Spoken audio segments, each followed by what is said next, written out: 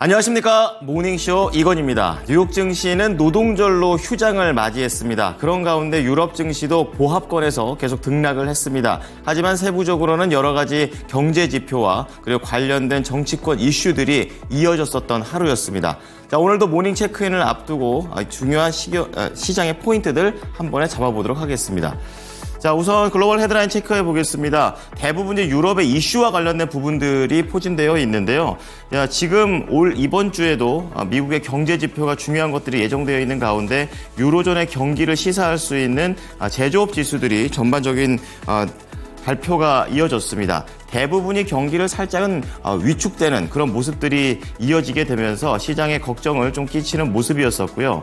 이렇게 먹고 살기가 힘들어지는 부분들이 지표로 나오게 되면서 독일 쪽에서는 오히려 이제 정치 쪽에서도 이변이 나오는 흐름이 되겠습니다. 극우 정당의 약진의 흐름을 볼 수 있겠고요. 마지막으로 영국 쪽에서는 이 중동과 관련해서 이스라엘 무기 수출을 일부 중지한다고 얘기를 했습니다. 관련된 방산 업체들의 약세가 파생이 되는 흐름이었습니다. 자, 그런 가운데 특징주들을 좀 체크를 해보게 되면요. 대표적인 독일의 자동차 회사 폭스바겐과 관련해서 긴축에 대한 얘기들이 나오고 있습니다. 여기에 반도체 쪽에서는 ASML 홀딩스가 이날 좀 상승세를 보였지만 전반적인 반도체의 상승세를 끌고 가지는 못하는 모습이었었고요. 이제 그런 가운데 또다시 자동차와 관련된 온라인 판매 회사 오토트레이더의 강세, 그리고 마지막으로 부동산 업체 쪽에 라이트무브의 움직임이 나오면서 경기에 대한 부분들을 간접적으로 볼 수 있었습니다. 자, 오른쪽으로 넘어와 보시면 오늘 보셔야 될 뉴스 체크를 좀 해보겠는데요. 역시 방산에 대한 키워드가 도드라지는 모습입니다. 나토 쪽에서 이 국방비가 역대 최대로 증액됐다라는 그런 내용이 되겠는데요.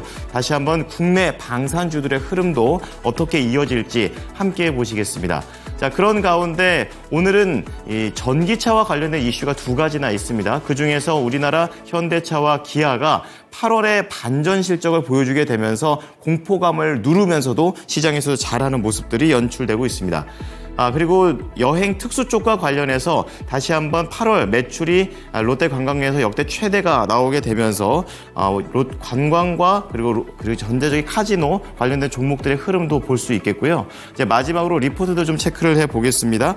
HK 이노엔, 신세계푸드, LG전자 모두 목표가는 그대로 유지가 되고 있는데요.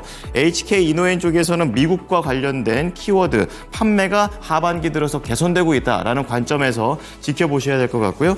그리고 신세계푸드 쪽에서는 2분기 역대 최대 영업이익을 달성해내는 모습들이 나오고 있습니다. 수주와 구조조정 그리고 고정비 완화와 같은 3박자가 맞아떨어지는 모습도 잠시 후에 체크해 보시겠습니다. 마지막으로 LG전자 보겠습니다. 이제 B2B와 관련해서 포트폴리오를 전환하게 되면서 단기적인 움직임이 아니라 중장기적인 성장 모멘텀을 챙겨갈 수 있다는 장점이 있다고 하는데요. 보도록 하겠습니다. 자, 우선은 유럽 증시 좀 체크를 해보겠습니다. 미국 증시가 노동절을 맞이해서 휴장을 한 것이고요. 경제 지표가 앞서 말씀드렸던 대로 전반적으로 부진한 가운데 중동 분쟁과 관련해서는 평화보다는 평행선이 이어졌었던 하루였습니다. 헤드라인 하나씩 좀 체크를 해보겠는데요. 우선 유로존의 8월 제조업 지수 전반적인 내용들을 좀 체크해 보겠습니다. 이날 제조업 지수는 유로존, 그리고 독일, 프랑스 이렇게 세 개에서 나오는 모습이었었는데요. 독일 같은 경우에는 42.4포인트를 기록하면서 지난 7월 대비 둔화된 모습을 보였습니다. 5개월 만에 최저치고요. 예상치보다 높긴 했었지만 기준점이 50이라는 것으로 봤을 때 여전히 수축 국면이 지속됐습니다. 제조기업들의 신규 주문과 구매 활동 그리고 고용이 빠르게 감소했고 내년 성장에 대한 전망 역시 덜 낙관적인 모습을 보였다라고 시장에서 판단했고요. 이와 비슷한 맥락에서 프랑스 제조업 역시 7월 44포인트에서 8월 43포인트로 소폭 하락하는 모습을 보였고 마지막으로 유로존의 8월 제조업 PMI는 45.8을 기록하면서 예비치를 소폭 상회했습니다. 하지만 역시 기준선 50을 밑돌게 되면서 수축 국면을 지속하는 모습이었습니다. 자, 유럽에서 이렇게 경제 지표가 약간은 부진한 쪽으로 나오게 되면서 결국에 정치가 문제다라는 쪽으로 가고 있습니다. 독일에서는 이변이 발생을 했었는데요. 독일 자국주의가 다시 한번 부각되는 모습입니다.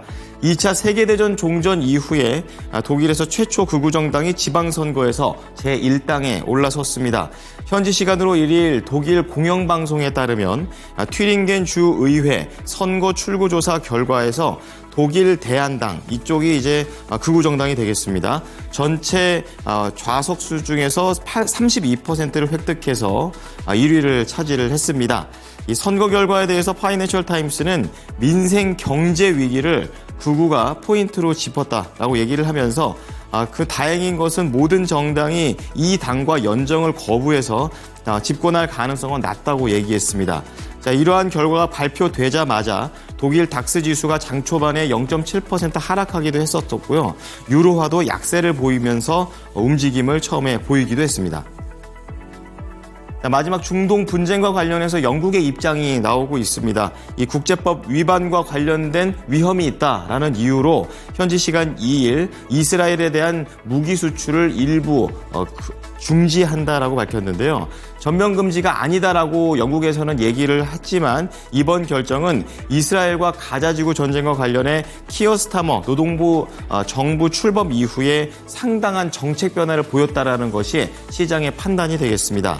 자, 이것과 관련해 이스라엘 국방장관 역시 테러 조직 하마스와 이란 대리 세력에게 아주 문제적인 메시지를 보내는 것이다 라고 강하게 비판을 했고요.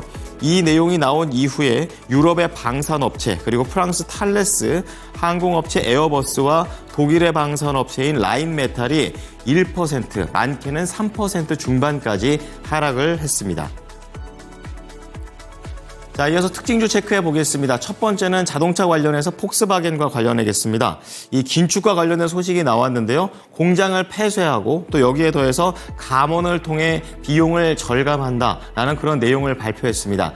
어쨌든 시장에서는 조금은 긍정적으로 보는 모습이었었고요. 이날 1.2% 오르면서 97유로대에서 거래를 마쳤습니다. 자, 두 번째는 ASML 홀딩스 체크해 보겠습니다. 이 반도체 수요가 위축되고 있다는 이유로 일자리 감축 보도가 나왔습니다. 하지만 이 부분을 사측에서 완강히 거부를 하게 되면서 반등에 성공하는 모습이었습니다. 다만 이날은 ASML 홀딩스만 오르고 나머지 반도체 관련된 종목들은 부진한 흐름을 보였습니다. 자, 이날 종가 기준으로 0.8% 오르면서 마감을 했습니다. 자, 세 번째로는 영국의 온라인 자동차 판매 회사 오토 트레이더 그룹이 되겠습니다. 강세를 띠는 모습이었었는데요. 중고차 가격이 하락했음에도 불구하고 수요와 공급이 여전히 강력하다라는 부분을 지금 회사 측에서 얘기를 하면서 이날 상승했습니다. 2.86% 오른 83유로대 거래를 마쳤습니다. 마지막으로 라이트 무브입니다. 영국의 부동산 체인 업체가 되겠는데요. 호주의 온라인 부동산 광고 업체를 인수를 한다는 소식이 나오면서 급등을 하는 모습이었습니다. 이로 인해서 이 부동산 업계에서도 M&A와 관련해 밸류에이션이 좀 높아져야 된다는 얘기가 나왔고 관련 종목들도 전반적인 강세를 띄었습니다. 자, 이날 라이트 무브는 종가로 27% 급등했습니다.